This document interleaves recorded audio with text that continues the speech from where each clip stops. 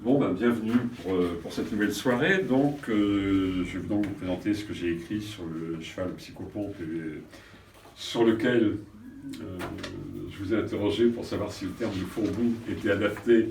Je pense que non, mais je n'ai pas trouvé d'autres termes. J'ai interrogé Françoise Robin, Françoise Pomaré, Françoise Wang-Toutin, et personne ne trouve le bon terme, s'il y a un terme. Donc, je conserve l'appellation fourbou, bien que ce soit avec une certaine réserve. Donc, je me suis trouvé très tôt confronté avec ce type d'objet qui me paraissait assez différent des fourbous, justement des lacs d'exorcisme que vous pouvez trouver ici, par la conception du sommet, avec ces deux fameux chevaux, enfin très souvent deux chevaux, mais ça peut varier puisqu'on en a 1 et 4 dans certains cas, et en me posant la question de savoir à quoi pouvaient correspondre ces objets qui manifestement avaient une autre fonction.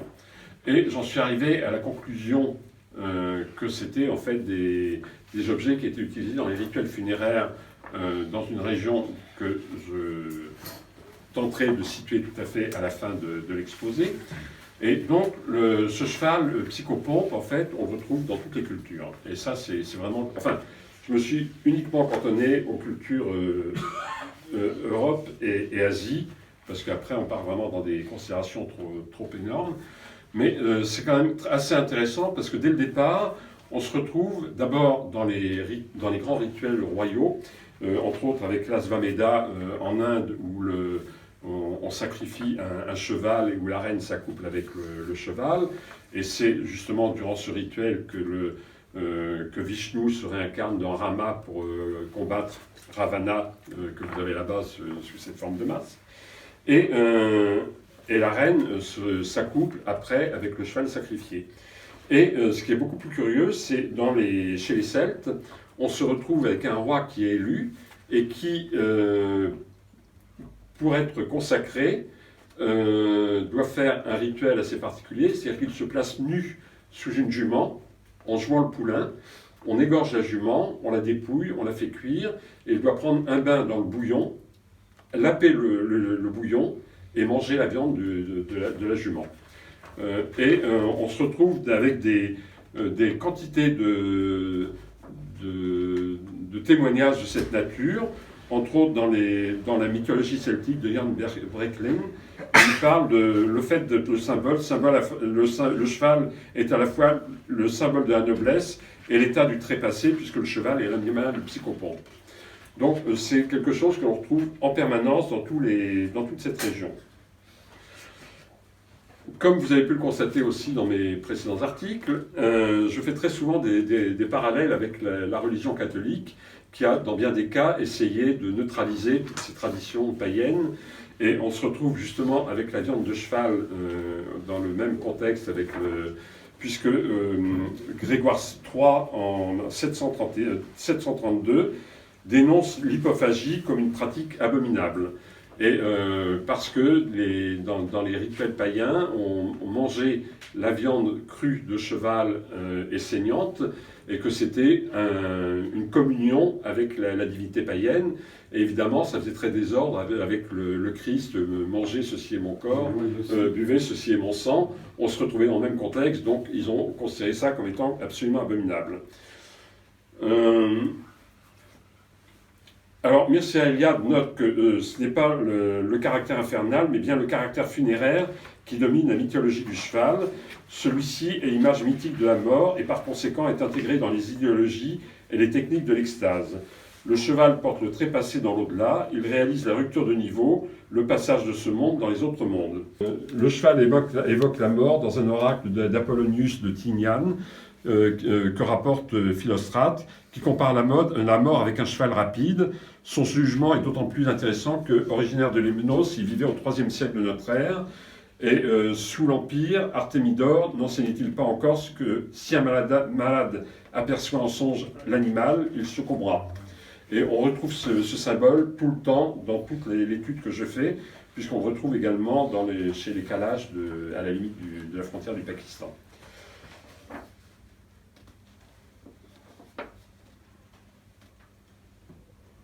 Alors, on retrouve en Grèce toujours ce symbole. y compris dans les rituels dionysiaques. Et Henri Jamère, justement, cite que pour des raisons diverses peuvent être invoquées pour rendre compte de l'importance de cet élément démoniaque estonien dans la représentation mythique du cheval chez les anciens Grecs. On a souligné avec raison les parallèles nombreux et incontestables avec les croyances et les superstitions analogues qui s'attachent au cheval dans les textes du Moyen-Âge et dans le folklore de l'Europe, notamment de l'Europe centrale, dans lequel le cheval est porteur de mort ou présage de mort.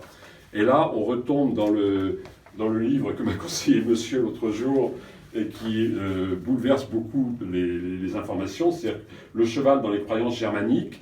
Et vous pouvez voir que l'auteur Marc-André Wagner a fait un énorme pavé sur le sujet et où on retrouve en permanence les mêmes symboles dans toutes les cultures que j'ai pu examiner, aussi bien en Sibérie que dans toutes les parties de l'Asie ou de l'Europe.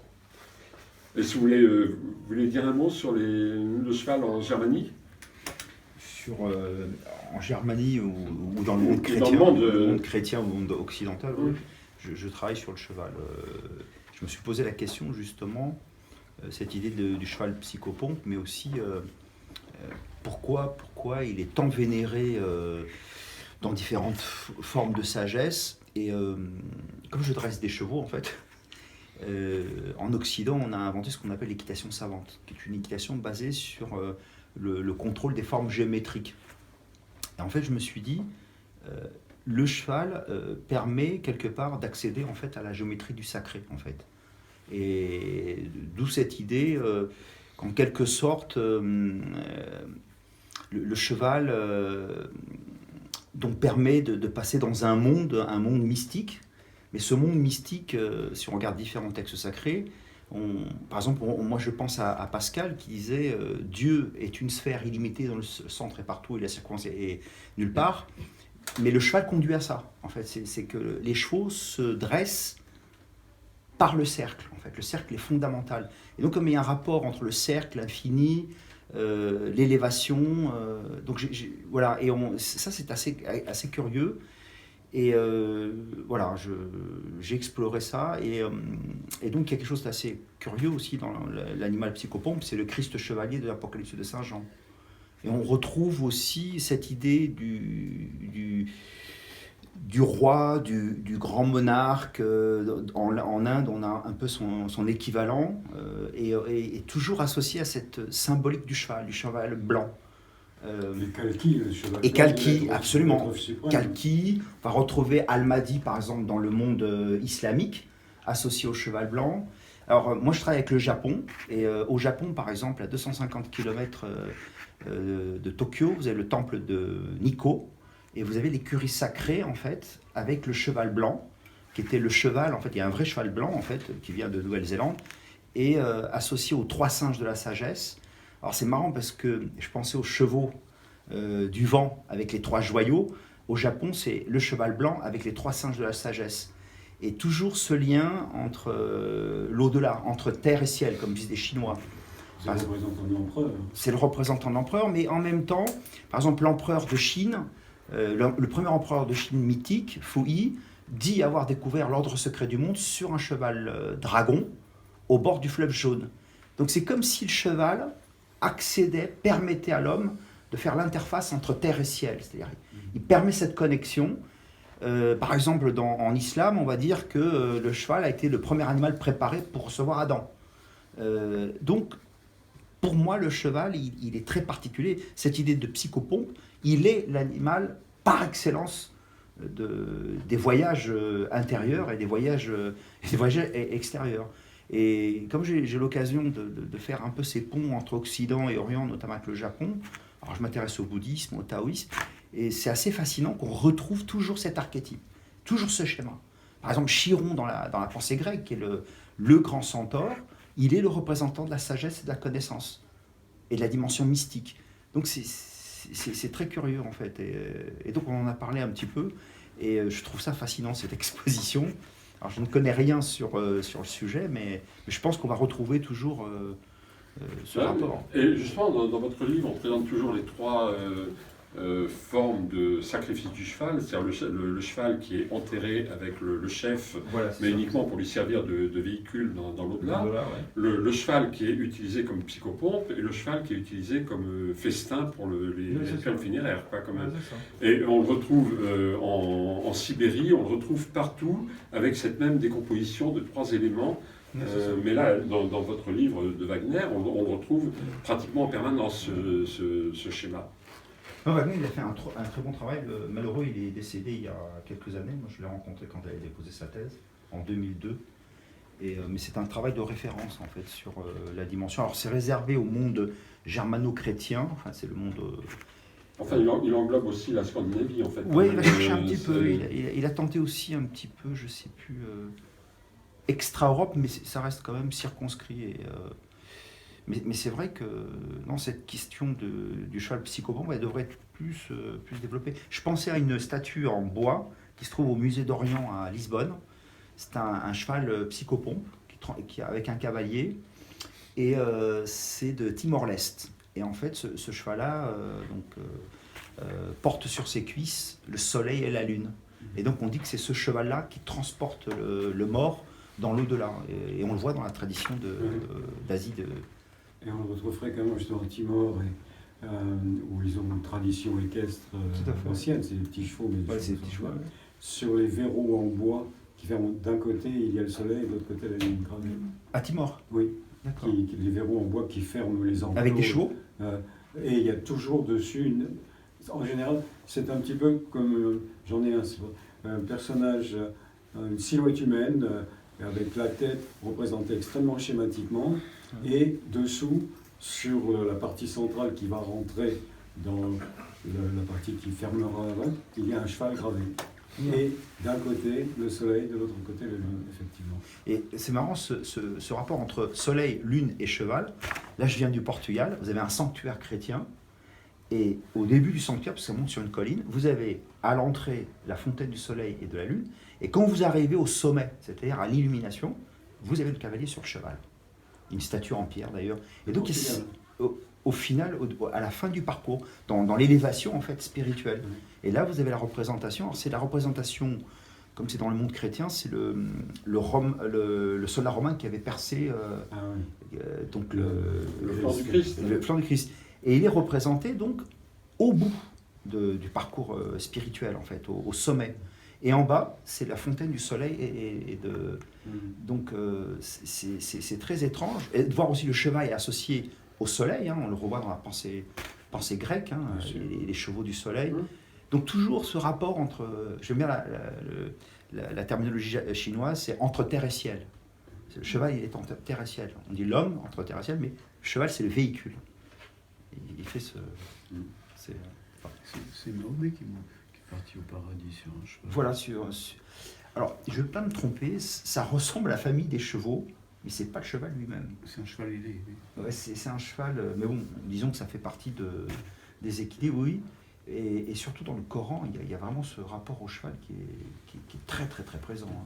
Oui, bah c'est effectivement. En fait, Il faut lire l'émir Abdelkader, qui a fait l'un des plus beaux traités des Parure des cavaliers. Voilà Le titre de son. Il a fait des choses formidables. Oui, c'est. Oui, Et puis il a fait aussi une conversation sur l'hippologie avec le général Doma, oui. Où il mélange spiritualité, art équestre, et on retrouve aussi cette dimension de l'au-delà avec le cheval. Ah oui, un côté mystique. Et Ismaël, qui la voix céleste a dit, sors de ta tente, regarde, et vois cet être qui s'approche de toi, je le nommerai cheval, il t'apportera la noblesse Voilà, et la c'est gloire. ça. Ismaël, on considère dans l'islam qu'il est le premier dresseur de chevaux. Bah oui, voilà. C'est ce que dit l'émir Abdelkader. Oui. Le premier dresseur de chevaux, c'est Ismaël. Non, c'est... Le cheval de Troie, ça peut un rapport. Ah, le cheval, c'est encore une autre vision. Le cheval est très particulier. En ce moment, j'ai mis au point avec les Japonais, on a créé une nouvelle discipline qui s'appelle l'équinologie et on la connecte avec la primatologie. Donc c'est la première fois qu'il y a deux disciplines autour de deux espèces. Et en fait, je me suis posé la question, mais pourquoi le cheval rentre dans une dynamique de construction des civilisations à un niveau extrêmement élevé, Moi, je me suis dit, il y a quand même le rapport de la plasticité de son corps. C'est que, si vous regardez les autres Le équidés, carré, absolument. En fait, Bourgelat, Pythagore. voilà, c'est ça. Bourgelat, qui est le premier vétérinaire au XVIIe siècle, plaçait le cheval dans le carré, Absolument. Oui. comme l'homme de Vitruve de Léonard de Vinci. Absolument. C'est comme si ces deux Mais- espèces... Bien sûr, ben, c'est une justification scientifique, mais simplement intuitivement, je veux dire, tout le monde, même les gens qui en ont peur, tout le monde est sensible à la beauté du cheval. Il y a Ah oui, une harmonie extraordinaire qui se Il y a dégage d'un l'harmonie, cheval. en fait. Bien sûr. c'est comme si ces deux espèces avaient une plasticité physique qui permettait d'accéder à l'harmonie des sphères et de la géométrie pure. Absolument. Ouais, ouais. Et il n'y en a que deux, en fait. Et ces deux se sont couplés parce que ces deux-là peuvent atteindre les formes géométriques pures. Et les formes géométriques pures, si on parle de Platon, c'est le monde de l'au-delà, quoi, en fait. Ouais, ouais, ouais. C'est le Vinci, c'est Vitruve. C'est tout ça, c'est tout ça. Mais Non, c'est c'est fascinant. vrai que je ne connais pas de gens ayant un minimum de sensibilité qui ne soient pas à un certain moment tombés en arrêt devant la beauté d'un cheval. Ah ouais. C'est Tout artiste accompli doit terminer sur un cheval. Enfin, Ouais. c'est... terminé, commencé, enfin, Ouais, c'est terrible. Kandinsky disait dans son livre, j'ai commencé ma carrière avec le cheval et j'ai terminé par le cercle. Alors cercle et cheval sont liés. oui. Mais justement, tout à l'heure, en vous attendant, on parlait un petit peu de cela, de cette notion de cercle pour justement. Dresser est un terme que je n'aime pas. Ouais, mais Pour dans le monde d'équitation, c'est un autre rapport. signification. Pour établir un rapport avec un cheval, c'est évident que le cercle est essentiel.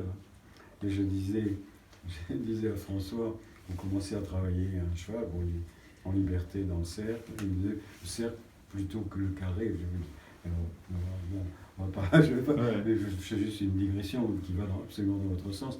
Et je lui disais, si vous sentez qu'à un certain moment, vous perdez, vous êtes là, vous, les mains dans les poches, pas question d'avoir un fouet ou quoi que ce soit, une chambrière, et le cheval est libre.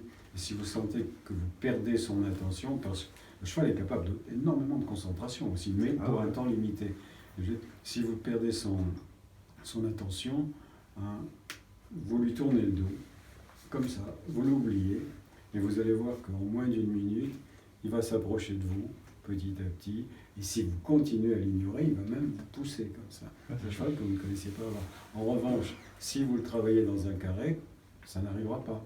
Parce que quand vous allez le négliger, bon, bien, il va en prendre son parti, et il va aller s'installer confortablement dans un angle, comme nous, si on est dans une pièce carrée, on va aller s'asseoir dans l'angle, mais dans une... Enfin, je veux dire, tout ça, c'est de la géométrie élémentaire, mais Ah non, absolument...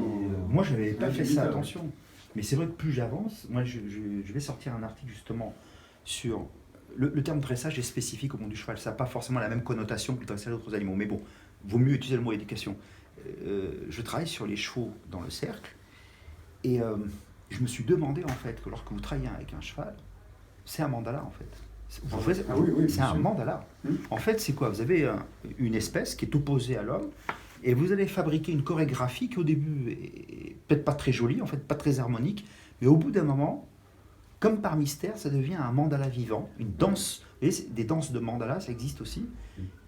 Et puis une sublimation de la violence latente aussi. Ouais, il y a... Moi, je pense même, mais bon, il faudrait le prouver, je pense qu'au bout d'un moment, à force de jouer et de danser avec le cheval dans le cercle, normalement, idéalement à 13 mètres de diamètre, c'est la configuration des pistes de cirque, je pense qu'il doit y avoir un phénomène hypnotique. C'est possible. Ouais, de toute façon, Parce qu'au bout d'un moment, vous êtes pris dans une... un cheval est un médium, il se laisse hypnotiser. En fait, c'est un objet idéal pour essayer de l'hypnotiser. Comme les poules, les autres choses. Bon, alors, même problème donc en Sibérie, on retrouve exactement les mêmes arguments que Mircea Eliade cite pour les Bouriates, comme parlant des chevaux qui portent les chamans morts à leur nouvelle demeure, et chez les Yakoutes, où le cheval est l'animal sacrificiel par excellence, mais Roux remarque 3 types d'abattage de chevaux à l'occasion des rites funéraires, et c'est ce que je disais tout à l'heure concernant ce que cite Wagner dans son livre, c'est l'immolation du cheval de selle pour accompagner le mort dans l'au-delà, mais en tant que cavalier, en tant que véhicule du mort, l'abattage pour le festin funéraire et le cheval psychopompe pour accompagner l'âme du mort dans l'au-delà. Et on retrouve ça dans toute l'Asie centrale en permanence. En Inde, il y a le Katha Upanishad, où un jeune brahmane, Nasiketas, interroge Yama, et c'est pareil, on a tout un déroulement d'explication de Yama au jeune brahmane, qui lui explique que pour l'accompagner l'âme du mort dans l'au-delà, et le mort se transforme en cheval durant tout le rituel de départ. Et oui, et Mircea Eliade, justement, de Platon, parle également de l'âge ailé de Platon, qu'il met en parallèle avec cet Upanishad en question. Quoi,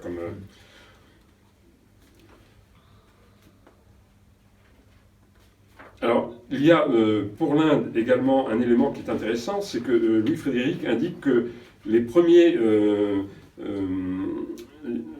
utilisations de chevaux en Inde ont été faites avec des corps de cavalerie qui étaient avec des palefreniers qui étaient habillés avec des vêtements de personnages d'Asie centrale.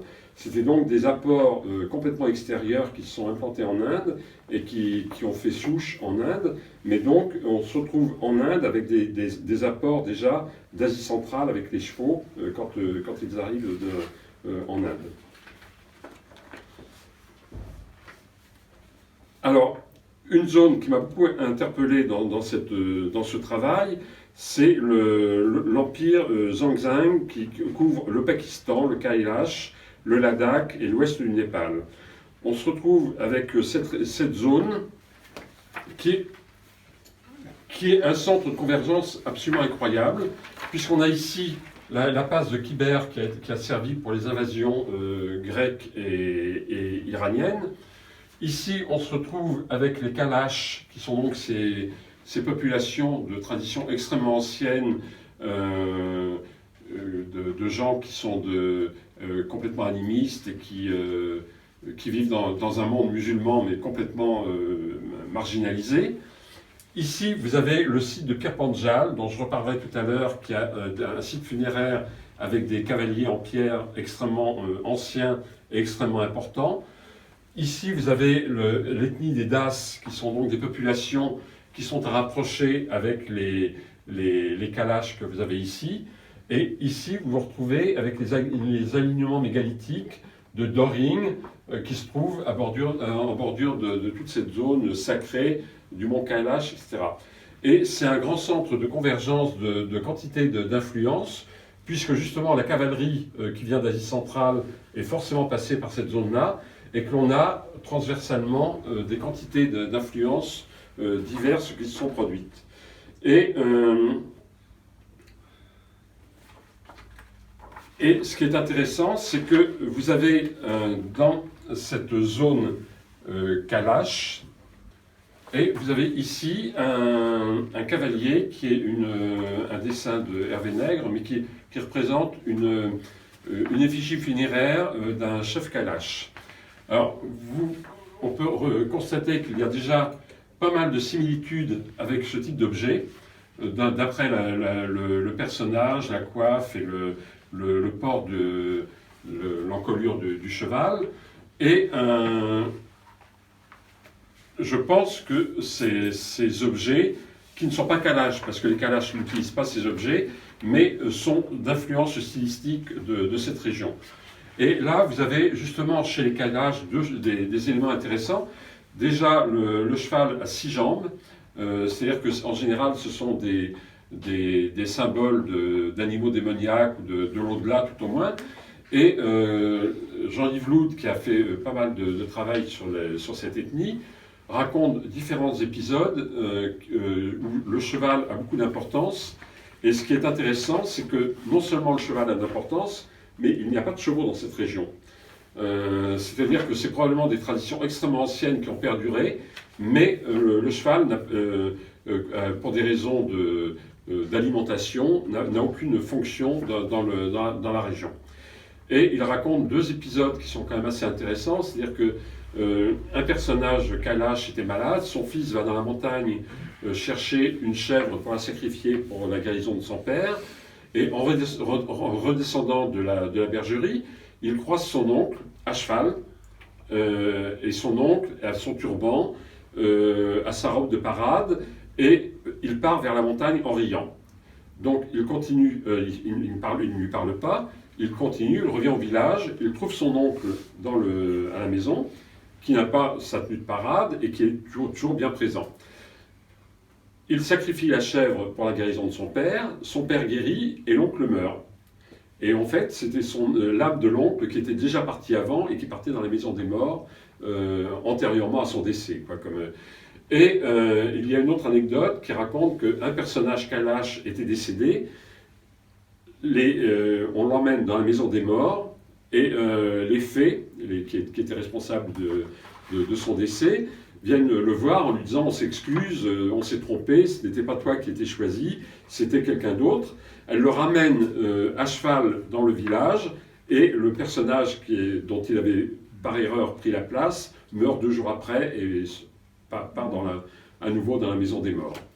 Et on retrouve ces éléments-là en permanence dans la région, et je pense que les chevaux que l'on a là sont à mettre en parallèle avec ces effigies funéraires, tout en précisant bien, je rappelle, que les Kalash n'utilisent pas ce type d'objet, mais on a le sentiment très net que c'est quand même une zone d'influence stylistique qui est très marquée.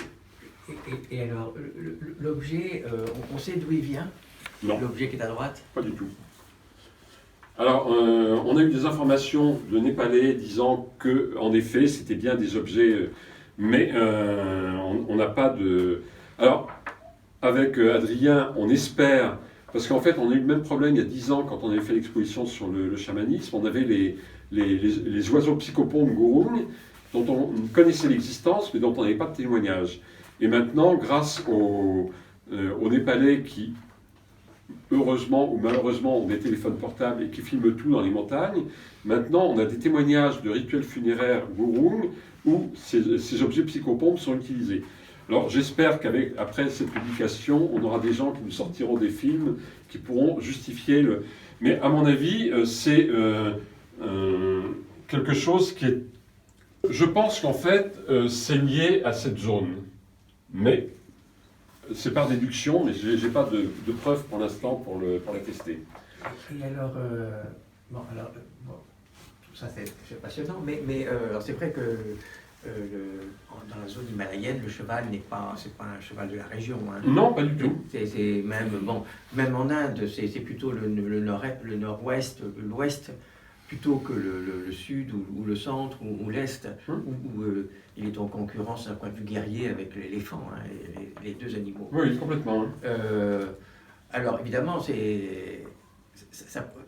l'éléphant non plus, il n'est pas très présent en zone himalayenne, et pourtant il est dans la mythologie, dans les rites. Aussi, oui, absolument.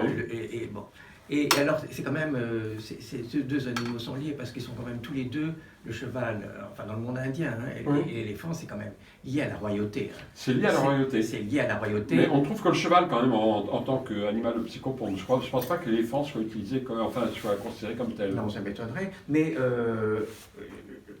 par exemple, dans l'Indra, pendant la fête d'Indra, oui. C'est Indra, le dieu Indra est monté sur des éléphants et pas sur des chevaux. Oui, absolument. Mais là, on est dans le monde Newar, par contre, qui est quand même plus lié à l'Inde. En effet, j'ai une poignée de tambours de chaman avec un personnage sur un éléphant, et je pense que c'est Indra. Mais... Alors, c'est ça qui est passionnant, c'est de voir des objets qui représentent des éléphants ou des chevaux dans une zone himalayenne où ces 2 animaux ne sont pas très présents physiquement. Absolument. Comment ça a voyagé? Et pourtant, ils existent, ces objets. Complètement. C'est l'influence de l'hindouisme. Non, je pense que c'est surtout l'influence ici de la passe de Khyber, où il y a quand même les Iraniens et les Grecs qui sont passés. Et ça, c'est des gens qui utilisaient les chevaux. Et en plus, dans la Grèce, le cheval est psychopompe. Donc on se retrouve quand même avec peut-être des influences anciennes. Et on a dit justement que les Kalash étaient d'origine grecque. Bon, il y a des contestations là-dessus. Il y a des gens qui seraient plutôt d'origine iranienne. Ce qui reste peut-être compliqué aussi à expliquer dans la mesure où dans les troupes iraniennes, il y avait des mercenaires grecs, et dans les troupes grecques, il y avait des mercenaires iraniens ou perses. Donc il y avait quand même déjà des mélanges au niveau des populations. Alors, qui est-ce qui a laissé le plus de traces au niveau de la population de Kalash? Je ne sais pas. Alors, là, j'ai parlé des Kalash, mais de l'autre côté de la frontière, on a les Kafirs aussi, qui ont pratiquement les mêmes traditions. Alors, ce que je ne sais pas très bien, c'est dans l'art tribal indien, dans toutes les ethnies, il faudrait regarder, mais est-ce qu'il y a des représentations de chevaux? Je crois, dans les populations tribales, dans le centre de l'Inde, ou dans l'Ouest. Pour les guides, en Inde, utilisent des plaquettes avec des chevaux pour les rituels funéraires. Alors, au Rajasthan, c'est très fréquent. Hein, oui. Dans les zones de culte, on voit beaucoup de chevaux. Oui. Hein, dans l'Inde, il y a quand même tous ces grands chevaux en terre cuite du Tamil Nadu, quand même, qui sont quand même très importants en tant que tels. Mais qui n'ont pas, a priori, de fonction funéraire, en fait, ceci dit. À Gézalmer, il y avait les linteaux de porte, il y a effectivement des têtes de chevaux. Où ça, hein? Gézalmer. Ah oui, bien sûr. Hein. Ça, il y a la sculpture de chaque côté. Oui. Oui, mais le cheval est quand même très présent, Rajasthan, comme avec le chameau. Omniprésent, oui. Particulièrement au Rajasthan. Oui. Alors, vous parliez du cheval blanc.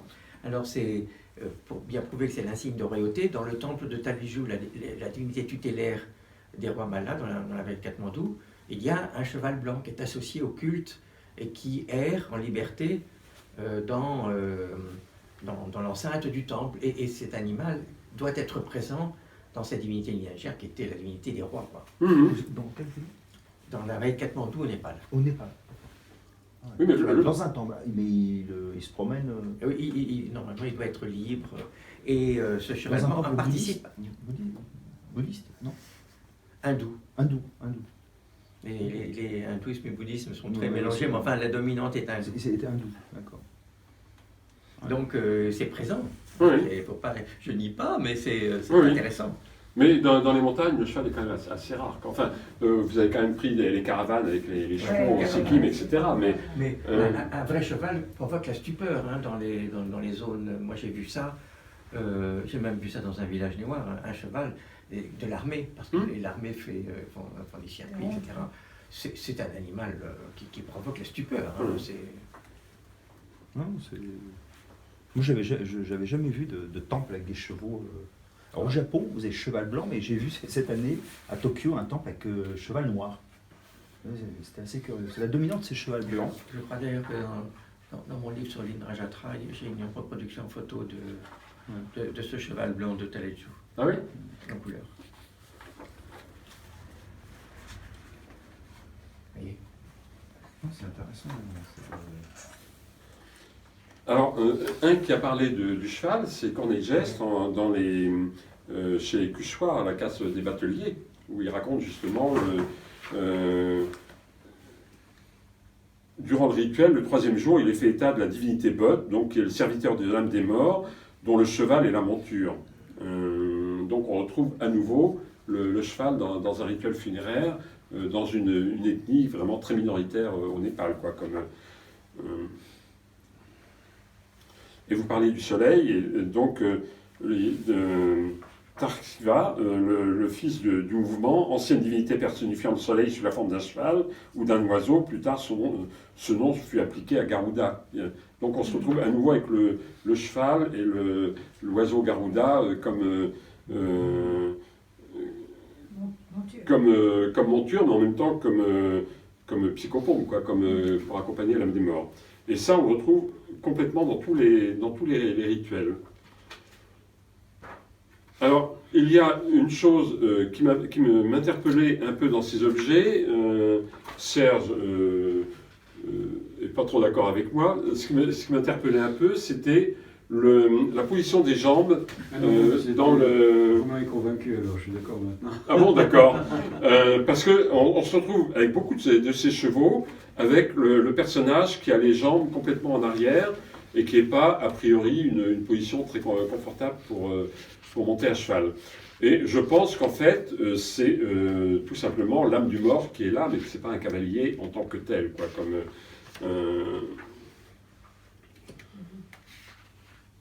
Parce que, ceci dit, on a aussi des cavaliers avec les jambes pendantes. Alors, je vous fais une petite parenthèse. Oui. En Espagne et au Portugal, il y avait 2 montes. À la genette, dite à la ginette, des aînettes d'Afrique du Nord. Et eux, ils montaient avec la position des jambes fléchie, très fléchie. Et à l'opposé, les chevaux montés en Europe, du Nord, ils montaient avec les jambes droites.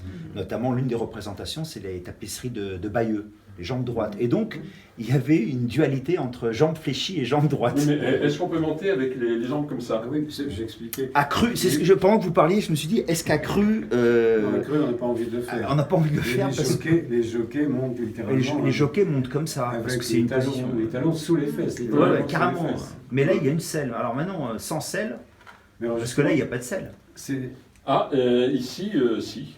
Il y a une selle. Oui. Sur une selle, on va retrouver cette montre, oui, en Afrique du Nord. Enfin, je pense que c'est une selle qui figure derrière. Ah ouais. Donc si c'est une selle, après, on ne voit pas l'étrier. Mais par exemple, les chevaux de l'Afrique du Nord, et probablement au-delà de l'Afrique du Nord, c'est une position fléchie. C'est assez courant. Maintenant, mais c'est sous réserve avec l'étrier, parce que s'il n'y a pas d'étrier, c'est un peu... mais les selles ont été très importantes aussi, parce qu'il est bien évident que les selles qui restent aujourd'hui les plus proches des selles du Moyen-Âge, c'est tout simplement les selles des cowboys. Avec un dossier, on est complètement pris dedans, et donc il n'y a pas les quartiers devant empêchent la jambe de se plier, donc on monte la jambe droite. C'est ça. Alors que, mais à creux, on peut aussi bien, je crois qu'on peut effectivement, on doit pouvoir utiliser les deux façons, si je parle de ces époques. D'une façon relaxe, on monte la jambe pendante, et puis si on veut accélérer, toucher les flancs du cheval. On va remonter. Alors, oui, un petit correctif par rapport à ce que je disais. En Himalaya, bon, c'est vrai, le cheval n'est pas très présent, mais dans la civilisation tibétaine, sur la steppe, sur le plateau tibétain, il est très très présent. Ah oui, bien sûr, dès qu'on est dans les steppes et autres, oui, bien sûr. Mais il est même, il y a une race de chevaux originelle qui est originaire des confins tibétains. Il faut prendre en considération ça quand même pour regarder. Oui. Pour regarder les objets que vous présentez. Oui, non, mais je vous le situais de toute façon tout à fait à l'ouest du Népal, donc la zone qui touche le Tibet aussi, quoi. Comme, je ne pense pas qu'on puisse aller au-delà, mais en fait, qu'est-ce qu'il y avait au Tibet? En fait, on connaît par les Tuchi et autres, ils ont beaucoup travaillé sur les monastères bouddhiques, et on a beaucoup d'enseignements sur le sujet, mais dans les traditions populaires de villages, avec les funérailles dans les villages et autres, qu'est-ce qui se passait vraiment? On n'en sait trop rien, quoi, comme il y a très peu d'informations sur le sujet. Et les rituels chamaniques au Tibet, on n'en sait rien. Personne n'en a jamais parlé de ça.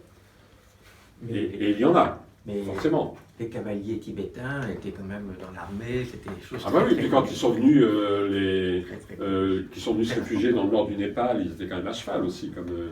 Quand ils ont fait la guérilla contre les Chinois, ils étaient quand même très, très présents, oui, bien sûr. Alors, il y a un autre type de détail qui m'interpelle, c'est que tous ces objets ont ce que je considère comme étant des masques, et que je pense être en fait soit les effigies des morts, soit des lignées d'ancêtres. Parce que tous les autres fourbous n'ont pas du tout cette configuration-là, tandis que tous ces objets avec cavaliers ont ce type de détails. Alors, ça me fait penser à ce qu'écrit Cornigès, justement, quand il parle du village de Chim dans la vallée de la Kaligandaki, où les gens font des rituels annuels où l'on sort des masques pour vénérer les ancêtres, mais qui ne sont pas des masques portés. Et j'aurais tendance à considérer que ces objets avec les masques que vous avez ici sont des représentations des morts ou des ancêtres dans ce cas de figure. Mais je n'ai aucune preuve sur ce que j'avance, je pense que c'est ça par rapport à des rapprochements entre différents objets, et j'en ai quand même vu quelques centaines, donc ça me permet quand même de faire quelques rapprochements, mais sur le fond, je n'ai pas de preuves précises pour dire que c'est ça. Vos chevaux, ils me font penser, je ne sais pas si je vous l'avais dit, à une tradition aussi au Cameroun et au Tchad. C'est les chevaux de bronze du Kotoko. C'est des, je ne sais pas si vous avez entendu parler. Des amulettes. Ouais, les amulettes, en fait, il y a de différentes tailles. Et vous pouvez avoir 2 cavaliers ou 3 cavaliers sur un cheval, et c'est en bronze. Et on porte ça, et c'est donné aux personnes qui seraient, possédées par des mauvais esprits. Et vous pouvez garder ça toute votre vie, jusqu'à ce que ça disparaisse. Et donc, Il y en a qui sont emmaillotés dans du cuir. voilà, ils sont emmaillotés dans du cuir. J'ai vu un seul livre fait par un Italien. C'était un livre, j'ai mis 2 ans pour le trouver. Et c'est incroyable. Et là, justement, les représentations que vous allez me montrer, là, ça aussi c'est curieux, ça me fascine. Pourquoi 2 cavaliers sur un cheval? Et des fois 3, et des fois 4. 3, 4. Oui. Ça, c'est curieux, c'est très curieux. Et justement, c'est aussi ce qui me fait rapprocher à cette région. C'est-à-dire que quand vous regardez les motifs, ça a beaucoup de points communs avec... Et c'est donc le site de Pir Panjal, qui se trouve à la limite du Pakistan, qui n'a jamais été vraiment exploré parce que c'est une zone militaire assez conflictuelle. Il y a uniquement des Russes qui commencent à travailler sur le sujet. Et il y a des centaines de cavaliers très grands, très beaux, et c'est un site funéraire. Donc c'est quand même très curieux de retrouver ce type de motifs de cavaliers que je mets en rapprochement avec ça, en fait. C'est fabuleux. Et alors, un autre problème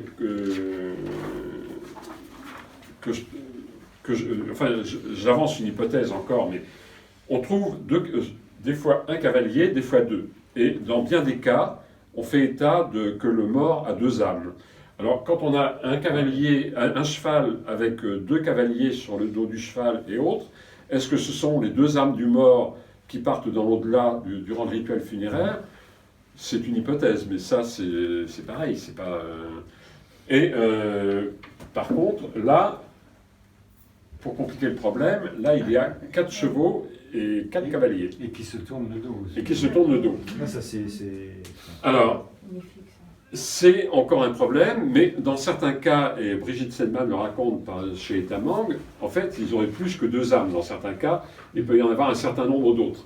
Alors, est-ce qu'on peut démultiplier les cavaliers en fonction de ça, en estimant que c'est 4 âmes?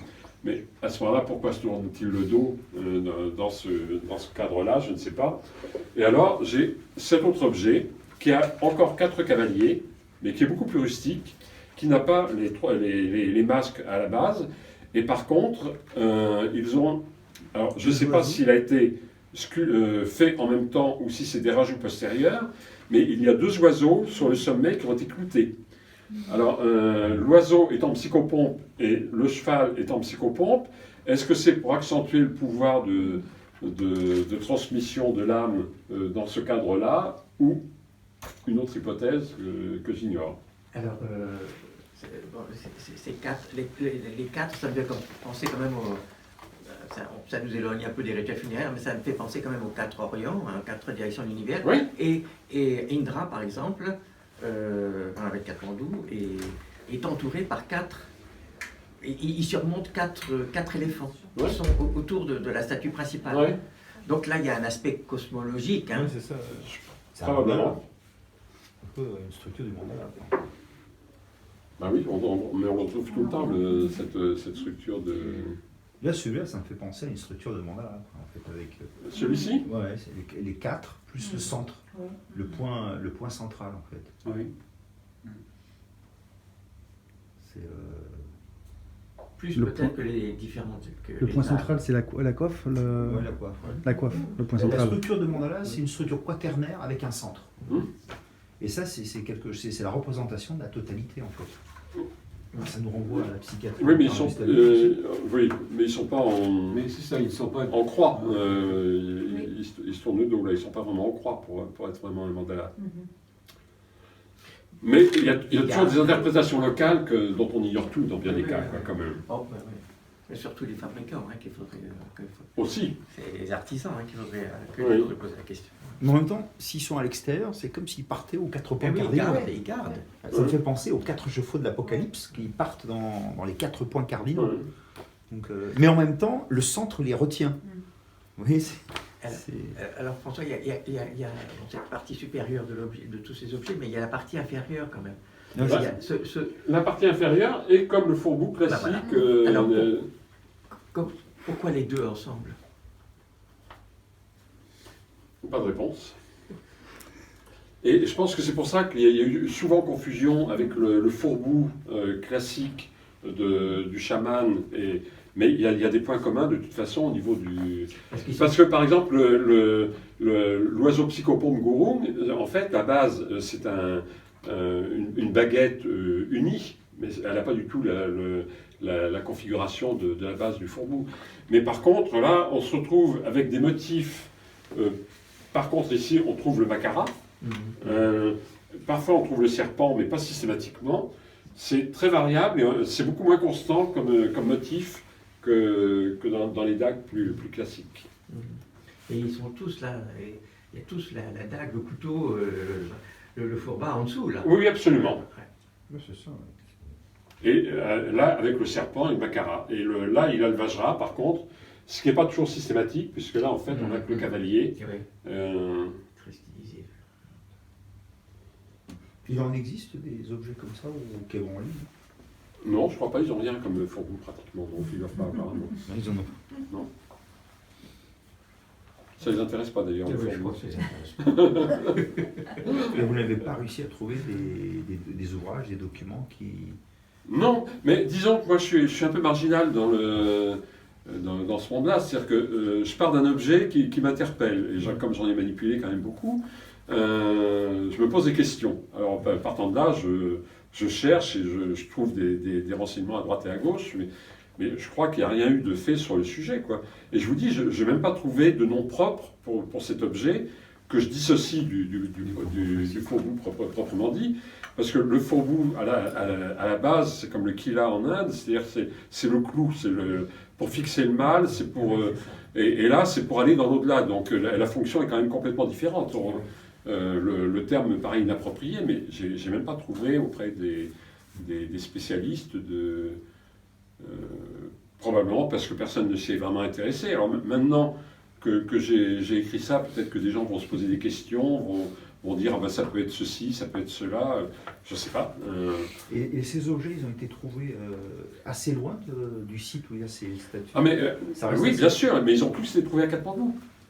Et c'est un de nos gros problèmes pour les objets népalais, c'est-à-dire que même des objets qui sont du Tibet, du Sikkim, du Bhoutan, de l'Arunachal Pradesh ou du Himachal Pradesh ou du nord de l'Inde, tout a convergé sur Katmandou.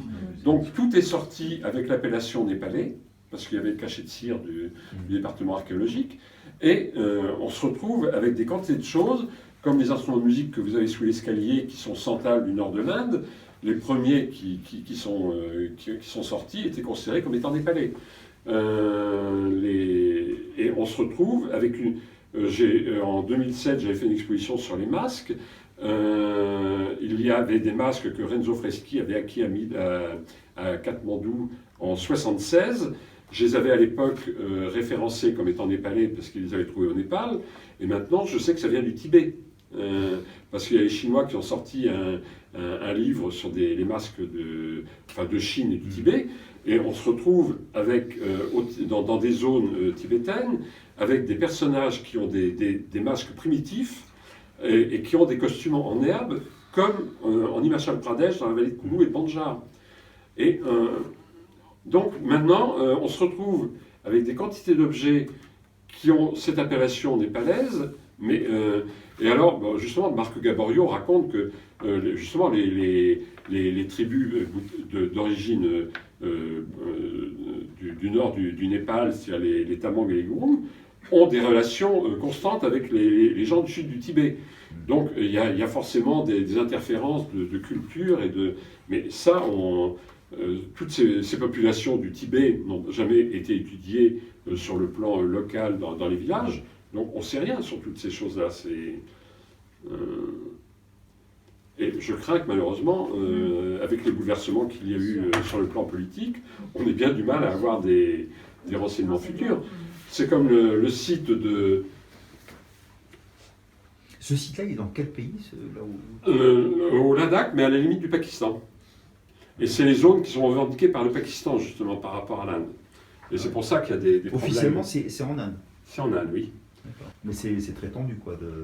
Ah bah oui, mais c'est... Et c'est pareil, il y a cet alignement où on retrouve, à mon avis, un fourre-bouille ici, et ça avait été relevé par Georges de Roerich dans les années 20, et c'est un alignement mégalithique qui se trouve à la limite du Ladakh et du Tibet. Et c'est comme Pierre Panjal, on se retrouve avec deux énormes sites. Alors, il pensait que c'était un site funéraire, mais il n'a pas pu fouiller à cause des populations parce que toucher à la terre, c'était un peu sacrilège. Mais on se retrouve là, à l'est du Ladakh, avec ce site qui est extrêmement important. À l'ouest, on se retrouve avec Pierre Panjal, et il y a forcément une zone religieuse très ancienne et très importante. Mais là, en plus, c'est dans cette zone-là qu'était la religion bonne.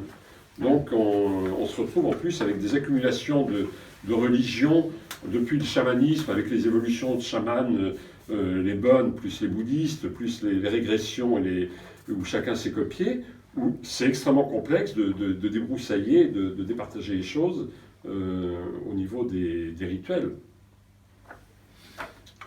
Alors, on ne peut, enfin, à mon avis, pour l'instant, on ne peut qu'envisager la chose sous cet angle-là, mais j'espère que le fait d'avoir écrit ça, ça va faire évoluer les choses, quoi. Parce que, par exemple, quand j'avais fait l'article sur les ampars, j'avais eu beaucoup de mal à trouver une quarantaine de pièces pour travailler dessus. Et puis, à la suite de ça, il y avait Katia Bofti qui me dit « Ah ben, j'ai des amis à Hong Kong qui en ont quelques-uns. Envoyez-moi des articles, je vais leur faire suivre. » Elle leur envoie. Et puis elle me dit « Ils ont trouvé votre article très bien. Il faut que vous alliez photographier leur collection. Ils en ont 450. » Et je dis « Mais vous plaisantez, 450, d'abord je ne suis pas photographe. 450 ampars, ça veut dire au moins 2000 photos. Et après, il faut les gérer, les photos. Il faut qu'elle mette un doctorant sur le sujet. Mais moi, je suis out, je suis quasi centenaire. Je ne peux pas faire un travail de 20 ou 30 ans sur le sujet, quoi. Et après, j'ai un Américain qui me dit « Moi, j'en ai 250. » Alors voilà, on a pendant très longtemps... Comme ce... Non, mais des ampars, c'est-à-dire ceci. Ah, d'accord. On va faire des empreintes de pâtes pour neutraliser les démons, pour faire des offrandes aux démons sur des tormas et des choses comme ça. Il est creux celui-là? C'est creux, oui, puisque c'est fait pour faire des empreintes. Non, mais... Ah non, c'est la Nokita. Oui. Et on trouve des cavaliers d'ailleurs dessus. Il y a des cavaliers Ah oui, très joli, très finement dessiné. Ils sont où les chevaux là Très finement dessiné. Ici, enfin, il y a tout un tas d'animaux un peu mythiques, un peu... Les cavaliers.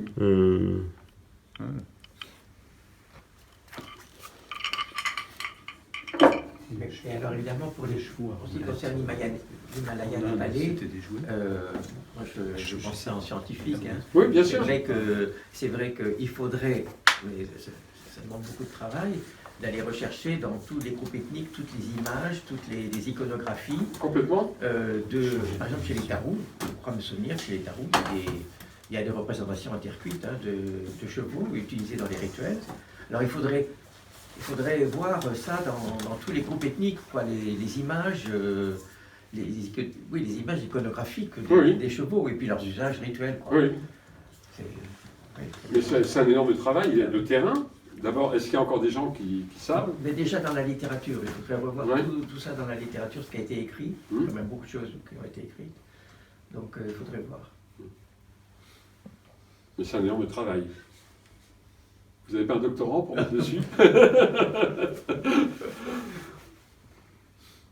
Bon, ben voilà, si vous avez d'autres questions, mais je crois qu'on a quand même pas mal échangé sur le sujet, donc je pense que vous n'avez pas tellement de questions à poser sur le... Et les chevaux du vent se trouvent dans les mêmes zones aussi Oui, absolument.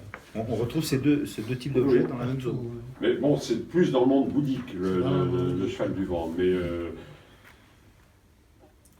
on ne sait pas exactement d'où viennent ces objets, donc il n'est pas exclu qu'il y ait des monastères bouddhiques qui soient à proximité des gens qui On utilisent peut, ces on ne objets. peut pas associer cet objet à une religion particulière pour l'instant. ça ressemble quand même, ça ressemble plutôt à des objets enfin, indiens, hein, de l'art tribal quand même. Je vois pas ça tellement, enfin, comme ça, première impression. Hein.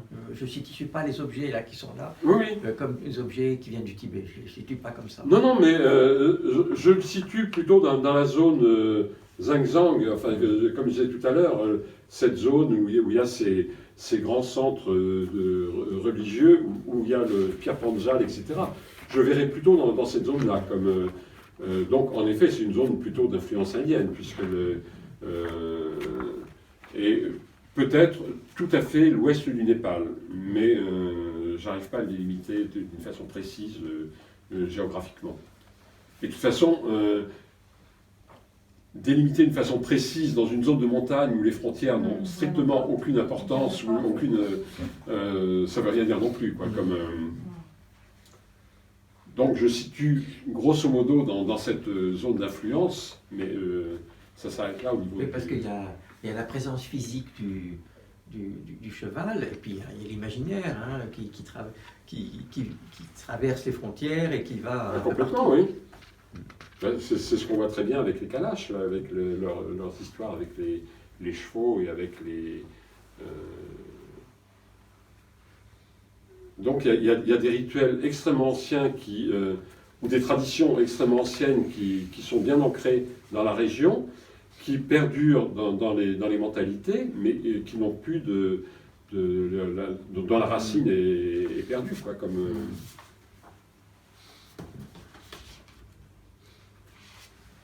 Alors, évidemment, parce que quand même, le mot Ashwamedha, vous avez mentionné au tout début, oui. là, le sacrifice du cheval, c'était un grand rituel de consécration royale hein, dans l'époque très ancienne en Inde. Le mot existe encore, hein, est encore utilisé par les Népalais d'aujourd'hui dans certaines phases du rituel. Donc, ces choses-là persistent encore. Hein. Oui, oui. Alors, il faudrait... je pense à une éventuelle filiation. Évidemment, c'est pas tout à fait le côté psychoprope, mais enfin, quand même, ce sacrifice du cheval en Inde, ça a dû frapper les esprits. Hein. Il y avait un an de préparation, ça coûtait des fortunes énormes. C'est sûr que ça marquait les esprits, quoi. C'était puis laisser le cheval en liberté avec des centaines de personnes autour pour le surveiller, c'était quand même quelque chose d'extrêmement complexe. Et bon, on a beaucoup moins de renseignements sur les Celtes par rapport à la cérémonie que je décrivais au début, mais ça devait être aussi quelque chose d'assez considérable quand même. Bien que les Celtes en Irlande, c'est quand même pas l'Inde au niveau de l'étendue du territoire et probablement de l'importance de la population. Mais c'est pareil, on a très peu de renseignements sur ces traditions.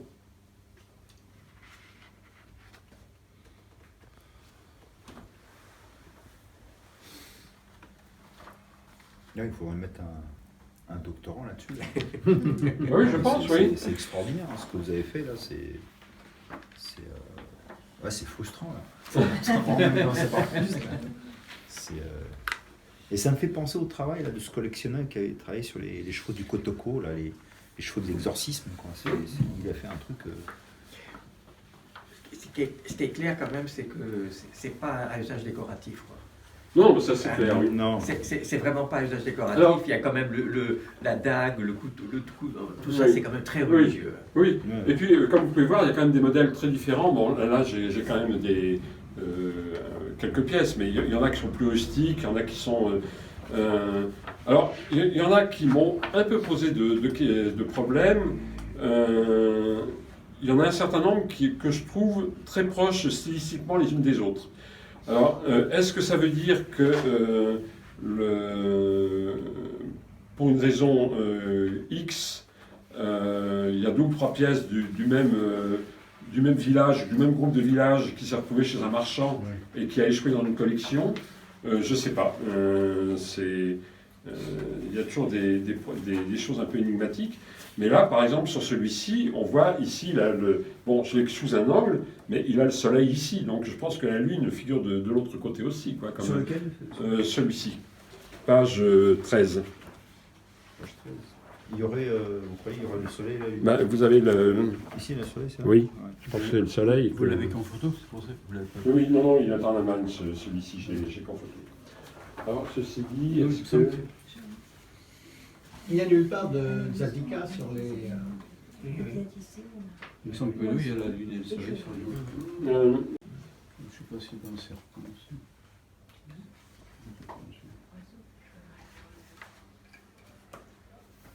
Ah, peut-être là, oui.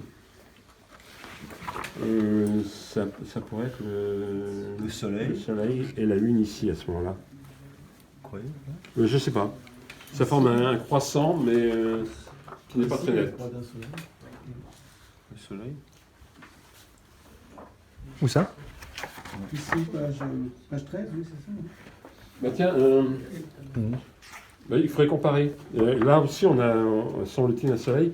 Michel, il faudrait que tu regardes le tien si tu as en pendant la lune sur l'autre côté. Et puis alors, c'est les montures avec les personnes sur le cheval, c'est représenté pas du tout de manière réaliste, hein, c'est très stylisé. Hein, il n'y a pas de, Souvent, oui. il n'y a pas d'étrier, qui parlait de ça. Oui. Il n'y a pas ces éléments techniques, quoi, qui Non, sont non. présentés. C'est très stylisé. Celui-ci est plus élaboré au niveau du costume, malgré C'est tout. là qui parle des têtes. Oui, et puis une partie de l'harnachement de la tête du cheval. Après, si c'est l'âme qui est censée être dessus, le monter, le principe vital, est-ce qu'on a besoin de dessiner une selle ou l'étrier ou tous les accessoires Difficile à dire, il faudrait une enquête de terrain là, pour pouvoir juger, mais... Aussi, il y a des signes, c'est pas. Alors moi, j'ai eu un retour d'un Tamang qui m'a dit que c'était dans le Far West du Népal et que c'était pas du tout psychopompe, que c'était pour des pujas classiques et qu'on plantait ça dans le riz, dans un panier de riz, et, avec le gumsiko, l'encens, etc.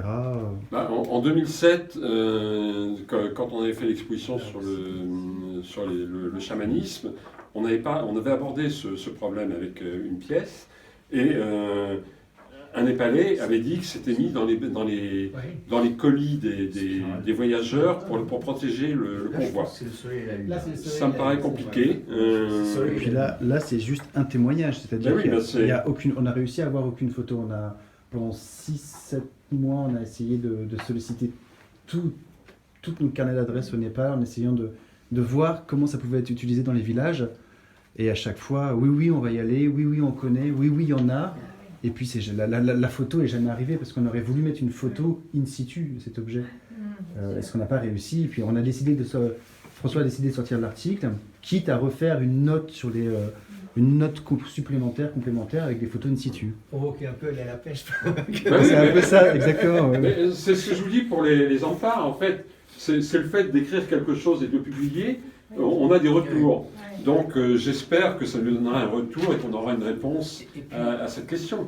les objets que vous nous avez montrés, ils sont magnifiques. C'est pas fait par le lambda, hein, par le paysan. Oui, mais j'en ai un qui est beaucoup moins beau que j'ai pas sorti.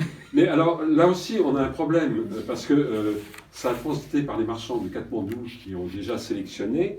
Et là, c'est pris dans des collections occidentales où on a quand même en général celui-ci vient de la collection de Pierre qui est là-bas. Celui que je vous montrais, c'est la collection de Michel qui est là. Celui-ci, c'est la collection de Daniel Albert qui est là. Donc, c'est quand même des gens qui ont déjà sélectionné des pièces parmi les plus belles qu'ils ont pu trouver sur le marché. Mais ce n'est pas forcément le reflet de ce qu'il y avait dans le habillage. Il pouvait y avoir probablement des morceaux de bois complètement informes, mais aussi le fait de prendre les plus sophistiqués, ça veut dire aussi qu'il y a le plus de symboles intéressants sur l'objet. Et là, les sculpteurs néoirs sont pas du tout mis dans cette histoire, contrairement aux bracelets d'archers utilisés par les chamans, où là on a des doutes. Là, le style néoir est pas du tout là. Non, pas du tout. Mais oui, ça a été le cas avec par exemple, la très belle poignée de Diangro que j'ai avec le fourmou. Alors, il y avait Marie Leconte-Tilwim qui me dit oui, non, les gens peuvent très bien faire ça. Et puis Michael Oplitz me dit non, ils sont incapables de faire ça, c'est des Noirs qui ont fait ça. Donc avec deux personnes qui ont vécu in situ dans ce contexte-là, ils ont déjà deux versions différentes de la vision des choses. Donc c'est des fois un peu compliqué aussi de faire d'avoir un juste milieu pour aborder les choses.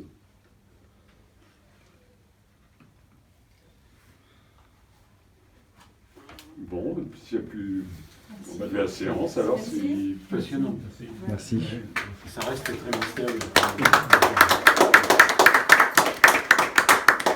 Bah oui, c'est mystérieux.